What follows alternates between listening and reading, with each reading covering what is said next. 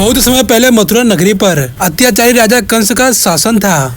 वह अपनी बहन देवकी से बहुत प्रेम करता था, लेकिन जब उसकी शादी वासुदेव से हुई तो आकाशवाणी हुई, हे कंस, देवकी का 8वां पुत्र तेरा वध करेगा। यह सुनकर कंस ने देवकी और वासुदेव को कारागार में डाल दिया। हर बार जब भी देवकी संतान जन्म देती, कंस उसे मार डालता। जब 8वीं संतान जन्म लेने वाला था, तब आधी रात में कारागार में प्रकाश फैल गया। स्वयं श्री हरि विष्णु ने देवकी और वासुदेव को दर्शन दिए और कहा, मैं तुम्हारे यहाँ कृष्ण रूप में अवतरित हो रहा हूँ। मुझे गोकुल में यशोदा और नंद के घर पहुंचा दो। कारागार के बंधन टूट गए, पहरेदार सो गए, दरवाजे खुल गए। वासुदेव जी ने नवजात श्री कृष्ण को टोकरी में रखा और यमुना पार कर गोकुल पहुंचे। वहां उन्होंने यशोदा के घर जन्मी पुत्री को उठाया और कृष्ण को छोड़ दिया। कंस ने राक्षसी पुतना को भेजा, जो विष भरे स्तन से बालक कृष्ण को मारना चाहती थी, लेकिन कृष्ण ने उसका प्राण हर लिया और उसे मोक्ष दिया। एक बार शिशु अवस्था में ही उन्होंने पालन हिलाकर सक्टासुर नामक राक्षस का वध कर दिया। एक राक्षस बवंडर रूप लेकर कृष्ण को उड़ाकर ले जाने लगा।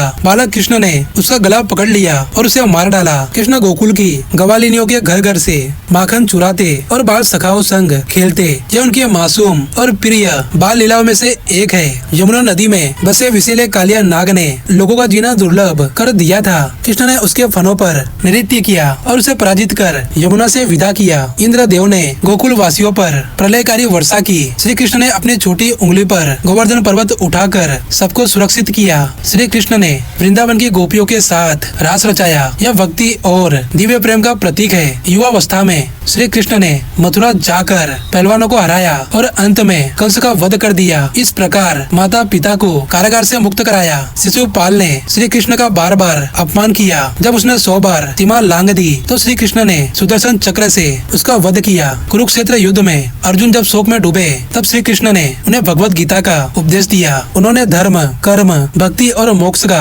दिव्य ज्ञान दिया। महाभारत में श्री कृष्ण ने पांडवों का साथ दिया। जब अर्जुन युद्ध भूमि में मोह और शोक से भरकर हथियार डाल बैठे, तब श्री कृष्ण ने उन्हें भगवत गीता का उपदेश दिया। हे अर्जुन, तेरा अधिकार केवल कर्म करने में है, फल देने का नहीं। उनका संदेश था, धर्म की रक्षा के लिए युद्ध करना ही श्रेष्ठ कर्म है। यह केवल योद्धा नहीं, बल्कि प्रेम, भक्ति और आनंद के स्वरूप है। गोपियों के साथ उनका प्रेम भक्ति का सर्वोच्च रूप है। वे पूर्ण पुरुषोत्तम भगवान है। उनका जन्मोत्सव आज भी बड़े हर्षोल्लास से श्री कृष्ण जन्माष्टमी के रूप में मनाया जाता है।